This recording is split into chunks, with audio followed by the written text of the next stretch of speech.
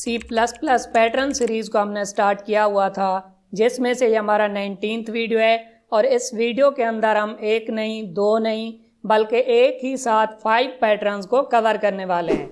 और अगर आपने मेरी प्रीवियस वीडियोस को नहीं देखा तो प्लेलिस्ट का लिंक आपको डिस्क्रिप्शन के अंदर मिल जाएगा, आप चेकआउट कर सकते हैं। और मैंने आपको बताया था कि तमाम पैटर्न्स को कवर करने के लिए हम एक ही लॉजिक का यूज़ करेंगे। फर्स्ट ऑफ ऑल हम क्या करेंगे, बनाएंगे स्टार पैटर्न को। उसके बाद हम क्या करेंगे, स्टार पैटर्न को कन्वर्ट कर देंगे नंबर पैटर्न्स के अंदर। उसके बाद हम क्या करेंगे, इन्हें कन्वर्ट कर देंगे अल्फ़ाबेट पैटर्न्स के अंदर। बट हमारा मेन फोकस क्या होगा, स्टार पैटर्न को बनाना होगा, क्योंकि अगर हमने इस स्टार पैटर्न को बना लिया तो बाकी के जो पैटर्न्स हैं वो खुद ब खुद ही बन जाएंगे। हर पैटर्न को कवर करने के लिए हम क्या करते हैं, 4 स्टेप्स का यूज़ करते हैं, जिसमें से हमारे पास फर्स्ट स्टेप क्या होता है कि पैटर्न को हमने लिखना होता है टेबुलर फॉर्म में। ओके हो गया। तो मैंने क्या किया, यहाँ पे स्टार पैटर्न को लिख दिया एक टेबल की फॉर्म में।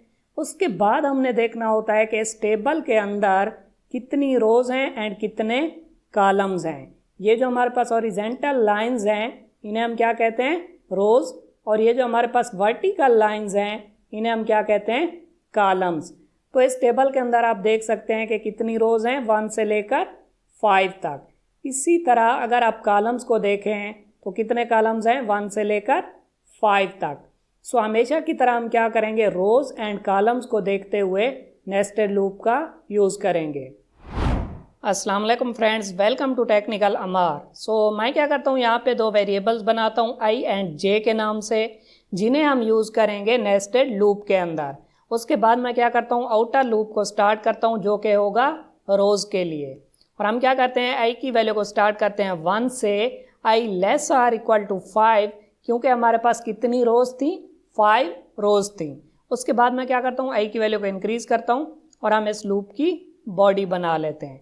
इस लूप की बॉडी के अंदर हम क्या करेंगे, इनर लूप का यूज़ करेंगे जो कि होगा कॉलम्स के लिए। तो मैं क्या करता हूँ, यहाँ पे जे की वैल्यू को स्टार्ट करता हूँ 1 से, जे लेस आर इक्वल टू 5, क्योंकि हमारे पास कितने कॉलम्स थे, 5 कॉलम्स थे।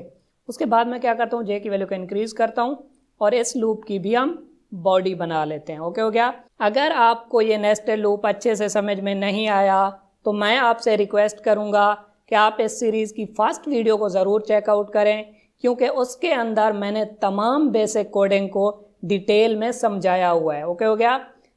इस नेस्टेड लूप के अंदर हम क्या करेंगे, डिसीजन लेंगे कि किस पोजीशन पे हमने स्टार को प्रिंट कराना है और किस पोजीशन को हमने एम्प्टी रखना है।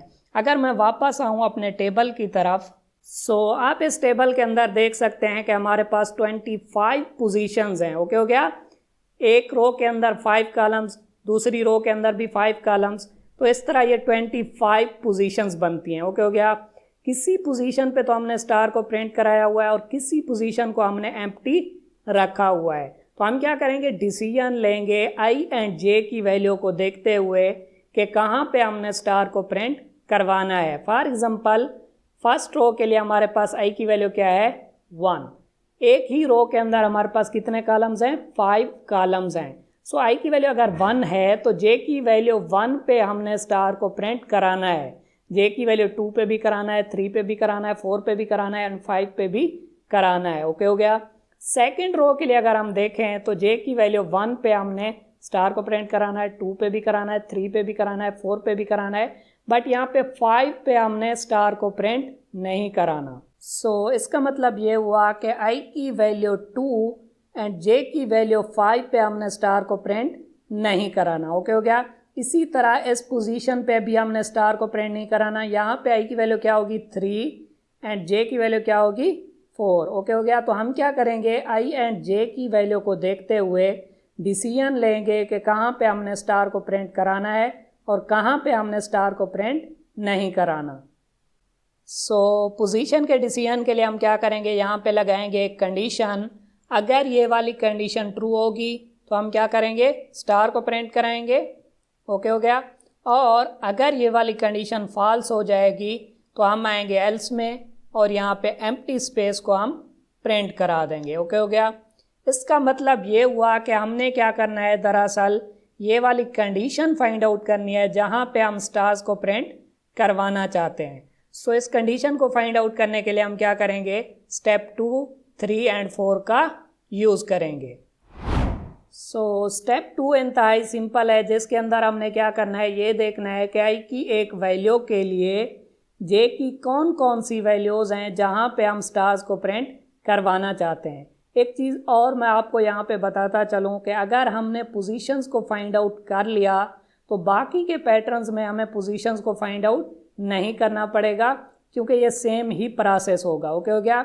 इसका मतलब ये हुआ कि अगर हम ये वाला स्टार वाला पैटर्न बना लेते हैं तो बाकी के पैटर्न्स खुद ब खुद ही बन जाएंगे। सो स्टेप 2 के अंदर हमने क्या करना है, आई की वैल्यू को देखते हुए ये देखना है कि जे की कौन कौन सी वैल्यूज़ हैं जहाँ पे हम स्टार्स को प्रिंट करवाना चाहते हैं। सो अगर आई की वैल्यू 1 है तो टेबल में आप देख सकते हैं कि जे की कौन सी वैल्यूज़ हैं, जे की वैल्यू 1 भी है, 2 भी है, 3 भी है, 4 भी है एंड 5 भी है जहाँ पे हम स्टार को प्रिंट करवाना चाहते हैं। सो स्टेप 2 में हम लिखेंगे कि अगर आई की वैल्यू 1 है तो जे की कौन कौन सी वैल्यूज़ हैं, 1, 2, 3, 4 एंड 5। इसी तरह अगर आई की वैल्यू 2 है तो जे की कौन कौन सी वैल्यूज़ हैं, 1, 2, 3, 4, 5 नहीं है यहाँ पे। ओके हो गया, क्योंकि यहाँ पे हम स्टार को प्रिंट नहीं करवाना चाहते। सो हम यहाँ पे लिखेंगे कि अगर आई की वैल्यू 2 है तो जे की कौन कौन सी वैल्यूज़ हैं, 1, 2, 3 एंड 4। इसी तरह अगर आई की वैल्यू 3 है तो जे की कौन कौन सी वैल्यूज़ हैं, 1, 2, 3। ओके हो गया, 4 एंड 5 नहीं है तो हम यहाँ पे लिखेंगे 1, 2 एंड 3। इसी तरह 4 के लिए 1 एंड 2 एंड 5 के लिए जस्ट 1। उसके बाद हम आएंगे स्टेप 3 में, जहाँ पे हमने क्या करना होगा, स्टेप 2 को जनरलाइज करके रिलेशनल ऑपरेटर की मदद से लिखना होगा, क्योंकि कंडीशन के अंदर हम क्या करेंगे, रिलेशनल ऑपरेटर को ही यूज़ करेंगे। फॉर एग्जांपल अगर यहाँ पे मैं आई की वैल्यू लूँ 3 तो आई की वैल्यू 3 पे जे की कौन कौन सी वैल्यूज़ हैं, 1, 2, 3, यानी कि 3 तो है उससे लेस भी है। तो हम यहाँ पे लिख सकते हैं कि अगर आई की वैल्यू 3 है तो जे क्या होगा, लेस आर इक्वल टू 3। इसी तरह अगर आई की वैल्यू 2 है तो जे क्या होगा, 1, 2, 3, 4, यानी कि 4 तो होगा उससे लेस भी होगा।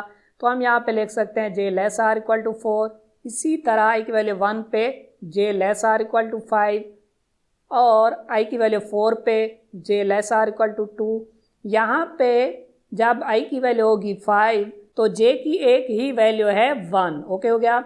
बट यहाँ पे हम ये नहीं लिखेंगे कि जे इज़ इक्वल टू 1, बल्कि हम लिखेंगे J less are equal to 1, क्योंकि हम यहाँ पे एक सीक्वेंस बनाना चाहते हैं। आई की हर वैल्यू के लिए हमने लिखा J less are equal to, तो यहाँ पे भी हम लिखेंगे J less are equal to 1। Okay हो गया। उसके बाद हम आएंगे स्टेप 4 में, जहाँ पे हमने फाइनल कंडीशन को बनाना होगा। सो स्टेप 4 में हम क्या करेंगे, फाइनल कंडीशन बनाएंगे जहाँ पे हमने आई एंड जे का एक ऐसा रिलेशन बनाना होगा जहाँ पे हम स्टार्स को प्रिंट करवाना चाहते हैं। सो हम क्या करेंगे, यहाँ पे एक रिलेशन बनाएंगे स्टेप 3 को देखते हुए। सो स्टेप 3 में आप देख सकते हैं कि आई की हर वैल्यू के लिए हमने लिखा J less are equal to, तो हम यहाँ पे लिखेंगे J less are equal to. Right side पे मैं ऐसा क्या लिखूं जो कि स्टेप 3 को सेटिस्फाई करे। ओके हो गया। ये जो हमारे पास 4th स्टेप है ये थोड़ा सा टिपिकल होता है। तो आप यहाँ पे देख सकते हैं कि हमने क्या करना था, आई की वैल्यू अगर 1 है तो हमने बनाना था जे लेस आर इक्वल टू 5। सो आई की वैल्यू को यूज़ करते हुए यहाँ पे अगर मैं 5 बनाता हूँ तो मैं 2 तरीक़ों से बना सकता हूँ। एक तो मैं ये कर सकता हूँ कि 4 में 1 को ऐड कर दूँ तो 5 बन जाएगा, या फिर 6 में से 1 को माइनस कर दूँ तो 5 बन जाएगा। ठीक है, तो हम ये दोनों पॉसिबिलिटीज़ देख लेते हैं कि अगर 4 में मैं ऐड करता हूँ आई की वैल्यू को, क्योंकि मुझे पता है फर्स्ट टाइम आई की वैल्यू क्या होगी 1, तो यहाँ पे बनेगा 4 + 1 5, और हम भी चाहते थे कि यहाँ पे 5 बने। ओके हो गया, तो यहाँ पे 5 बन जाएगा। बट सेकेंड टाइम जब आई की वैल्यू 2 होगी तो तब हमने बनाना है 4, तो यहाँ पे अगर आई की वैल्यू 2 हम रखते हैं तो ये बनेगा 4 + 2 6, हम बनाना चाहते थे 4। इसका मतलब ये हुआ कि ये वाली हमारी कंडीशन सेटिस्फाई नहीं हो रही। तो अब हम क्या करते हैं, 4 में 1 को ऐड करके हमने देख लिया। अब हम देख लेते हैं कि अगर हम लिखें जे लेस आर इक्वल टू 6 में से अगर हम 1 को मैनेज करें, यानी कि आई को मैनेज करें, आई की वैल्यू फर्स्ट टाइम 1 होगी तो ये बनेगा 5। सेकेंड टाइम हम देख लेते हैं कि अगर आई की वैल्यू 2 होगी तो ये बनेगा 6 - 2 4, और हम भी चाहते हैं कि 4 बने। थर्ड टाइम अगर 3 होगी तो ये बनेगा 6 - 3 3, और हम भी चाहते हैं कि 3 बने। इसका मतलब ये हुआ कि ये हमारी फाइनल कंडीशन होगी जहाँ पे हम स्टार्स को प्रिंट करवाना चाहते हैं। इसका मतलब ये हुआ कि हमने पोजीशंस को फाइंड आउट कर लिया। सो आप क्या करें, वीडियो को फटाफट से लाइक कर दें और हम चलते हैं डेफ C++ पे और इसे देखते हैं प्रैक्टिकली। सो हमने कंडीशन को फाइंड आउट कर लिया था जो कि थी J less are equal to 6 - i। अब अगर मैं इसे ड्राई एंड रन करूं तो फर्स्ट टाइम क्या होगा, i की वैल्यू होगी 1, 1 less are equal to 5, condition true हो जाएगी। सो यहाँ पे i की वैल्यू होगी फर्स्ट टाइम 1, यानी कि फर्स्ट रो, एक ही रो के अंदर हमारे पास कितने कॉलम्स होंगे, 5 कॉलम्स होंगे। इसका मतलब ये हुआ कि i की वैल्यू 1 के लिए ये वाला लूप 5 टाइम चलेगा। ओके हो गया। j की वैल्यू होगी 1, 1 less are equal to 5, condition true हो जाएगी। उसके बाद क्या होगा, ये वाली कंडीशन चेक होगी। अगर ये वाली कंडीशन ट्रू हो जाएगी तो हम क्या करेंगे, स्टार को प्रिंट कराएंगे, वरना यहाँ पे हम एम्प्टी स्पेस को प्रिंट करा देंगे। उसके बाद क्या होगा, j की वैल्यू इंक्रीज होकर 2 हो जाएगी, 2 less are equal to 5, condition true हो जाएगी। उसके बाद हम लूप के अंदर आएंगे और यहाँ पे ये वाली कंडीशन चेक होगी। j की हर वैल्यू के लिए हम क्या करेंगे, इस कंडीशन को चेक करेंगे। अगर ये कंडीशन ट्रू रहेगी तो हम स्टार को प्रिंट कराएंगे, वरना यहाँ पे हम एम्प्टी स्पेस को प्रिंट करा देंगे। ओके हो गया। उसके बाद क्या होगा, j की वैल्यू इंक्रीज होकर 3 हो जाएगी। इसी तरह क्या होगा, ये वाला लूप 5 टाइम चलेगा। ओके हो गया। जब ये लूप 5 टाइम चल जाएगा तो हम लूप के बाहर आएंगे। इस तरह क्या होगा, एक रो कंप्लीट हो जाएगी। सो हम क्या करेंगे, यहाँ पे लाइन को एंड कर देंगे क्योंकि एक रो कंप्लीट हो चुकी है। हम चाहते हैं कि नेक्स्ट रो नेक्स्ट लाइन के अंदर आए। उसके बाद क्या होगा, i की वैल्यू इंक्रीज होकर 2 हो जाएगी। ओके हो गया। तो क्या होगा, सेकंड रो स्टार्ट होगी। सेकंड रो के लिए भी क्या होगा, ये वाला प्रोसेस रिपीट होगा। सो इसी तरह क्या होगा, i की वैल्यू इंक्रीज होकर 3 होगी, 4 होगी एंड 5 होगी, और ये वाला प्रोसेस रिपीट होता रहेगा। ओके हो गया। अब अगर मैं इसे कंपाइल एंड रन करूं, सो आप यहाँ पे देख सकते हैं कि सेम उसी तरह का स्टार पैटर्न हमें देखने को मिल रहा है जो कि हम बनाना चाहते थे। अब हम देख लेते हैं अपने सेकंड पैटर्न को जो कि है number pattern. So second pattern के अंदर हमने क्या करना है, फर्स्ट रो के अंदर हमने प्रिंट कराना है 1 2 3 4 एंड 5, सेकंड रो के अंदर 1 2 3 4, थर्ड रो के अंदर 1 2 3, फोर्थ रो के अंदर 1 2 एंड फिफ्थ रो के अंदर 1। सो आप यहाँ पे देख सकते हैं कि जिन पोजीशंस पे हमने स्टार को प्रिंट करवाया था उन्हीं पोजीशंस पे हम नंबर्स को प्रिंट करवाना चाहते हैं। इसका मतलब ये हुआ कि अब हमें पोजीशंस की टेंशन नहीं है, बस हमने क्या करना है, स्टार की बजाय यहाँ पे नंबर्स को प्रिंट कराना है। अगर हम वापस आएँ अपने स्टेप 2 की तरफ, सो सेकंड स्टेप के अंदर मैंने आपको बताया था कि i की एक वैल्यू के लिए j की कौन कौन सी वैल्यूज़ हैं जहाँ पे हम स्टार को प्रिंट करवाना चाहते हैं। सो अगर i की वैल्यू 1 थी तो यहाँ पे j की कौन सी वैल्यूज़ थी, 1 2 3 4 एंड 5।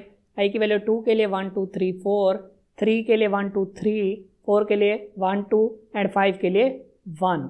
अगर आप यहाँ पे गौर से देखें तो यही हमारा सेकंड पैटर्न है। ओके हो गया।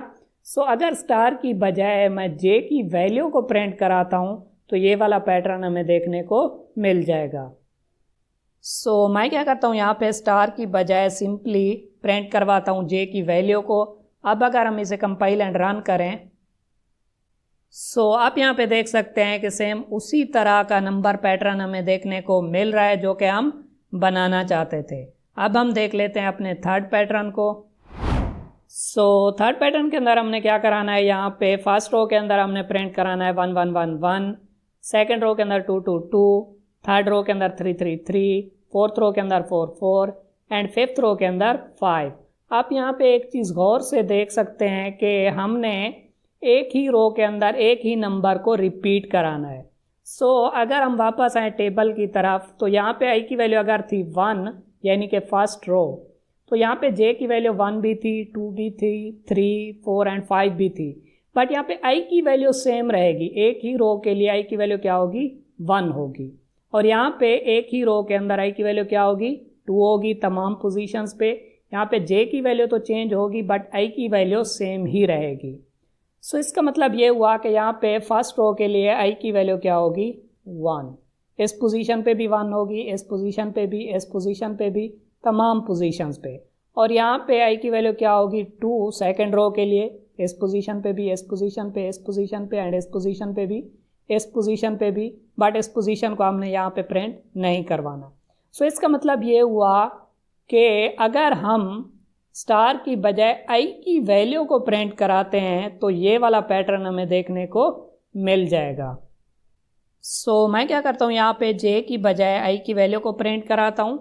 अब अगर मैं इसे कंपाइल एंड रन करूँ आप यहाँ पे देख सकते हैं कि सेम उसी तरह का नंबर पैटर्न हमें देखने को मिल रहा है जो कि हम बनाना चाहते थे। अब हम देख लेते हैं अपने फोर्थ पैटर्न को जो कि है अल्फ़ाबेट पैटर्न। फोर्थ पैटर्न के अंदर हमने क्या करना है, यहाँ पे फर्स्ट रो के अंदर हमने प्रिंट कराना है capital A, B, C, D and E। अगर आप गौर से यहाँ पे देखें तो ये जो अल्फ़ाबेट्स हैं हम इन्हें कैरेक्टर्स भी मान सकते हैं कि हमारे पास एक कैरेक्टर है, B भी कैरेक्टर है, C, D एंड E भी क्या है, हमारे पास कैरेक्टर वैल्यूज़ हैं। ओके हो गया। अगर हम चाहते हैं कि इस कैरेक्टर वाले पैटर्न को इसी तरह प्रिंट कराएं तो ये हमारे लिए थोड़ा सा मुश्किल हो जाएगा। बट अगर हम आस्की टेबल को यूज़ करें तो हम इस पैटर्न को इजीली बना सकते हैं। तो हम क्या करेंगे, आस्की टेबल का यूज़ करेंगे और इनकी डेसिमल वैल्यूज़ को यूज़ करके ये वाला पैटर्न बनाएंगे। ये क्या है, हमारे पास आस्की टेबल है या फिर आप कह सकते हैं कि आस्की चार्ट है। गूगल में आके आप लिखेंगे आस्की टेबल इन C++, तो ये वाला टेबल आपको देखने को मिल जाएगा। इसका लिंक भी मैं आपको डिस्क्रिप्शन के अंदर दे दूंगा। आप यहाँ पे देख सकते हैं कि कैपिटल A के लिए हमारे पास जो डेसिमल वैल्यू है वो है 65। इसी तरह कैपिटल B के लिए 66, C के लिए 67, D के लिए 68, E के लिए 69। तो हम क्या करेंगे, A, B, C, D and E की जगह पे उनकी डेसिमल वैल्यूज़ को यूज़ करेंगे। आप यहाँ पे देख सकते हैं कि मैंने क्या किया हुआ है, ये जो हमारे पास कैरेक्टर वाला पैटर्न था इसे मैंने लिखा हुआ है डेसिमल फॉर्म में। ओके हो गया। कैपिटल A की जगह पे 65, B की जगह पे 66, C के लिए 67, D के लिए 68 एंड E के लिए 69। तो अगर हम ये वाला पैटर्न बना लेते हैं तो ये वाला पैटर्न हम इजीली बना लेंगे। हमने क्या करना है, यहाँ पे फर्स्ट रो के अंदर प्रिंट कराना है 65, 66, 67, 68 एंड 69। फर्स्ट रो के लिए हमारे पास 5 कॉलम्स होंगे, 1, 2, 3, 4 एंड 5। तो हमने यहाँ पे प्रिंट कराना है 65 फर्स्ट पोजीशन पे। यहाँ पे आई एंड जे की वैल्यू क्या होगी, आई की वैल्यू भी 1 होगी एंड जे की वैल्यू भी 1 होगी। ओके हो गया। यहाँ पे हमने प्रिंट कराना है 65। अगर यहाँ पे मैं लिखता हूँ 64 प्लस, अगर यहाँ पे मैं आई लिखता हूँ तो फर्स्ट टाइम आई की वैल्यू 1 होगी, तो ये बनेगा 64 प्लस 1 65 और हम भी यही चाहते हैं। बट सेकेंड टाइम यानी कि सेकेंड कॉलम के लिए तो यहाँ पे 64 प्लस आई की वैल्यू तो सेम ही होगी 1, क्योंकि फर्स्ट रो के अंदर आई की वैल्यू सेम ही रहेगी, तो वो बनेगी 64 प्लस 1 65। बट हम यहाँ पे चाहते हैं 66। इसका मतलब ये हुआ कि यहाँ पे हम आई की बजाय लिखेंगे जे, क्योंकि जे की वैल्यू चेंज हो रही है। ओके हो गया। तो यहाँ पे क्या होगा, फर्स्ट टाइम जब आई की जे की वैल्यू 1 होगी, ओके, तो ये बनेगा 65।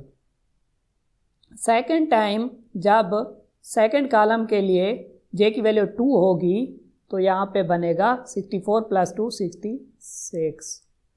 फर्स्ट रो के अंदर थर्ड कॉलम पे जे की वैल्यू होगी 3, तो ये बनेगा 64 प्लस 3 67 और हम भी यही चाहते हैं। इसका मतलब ये हुआ कि अगर स्टार की बजाय हम लिखते हैं 64 प्लस जे तो ये वाला पैटर्न हमें देखने को मिल जाएगा।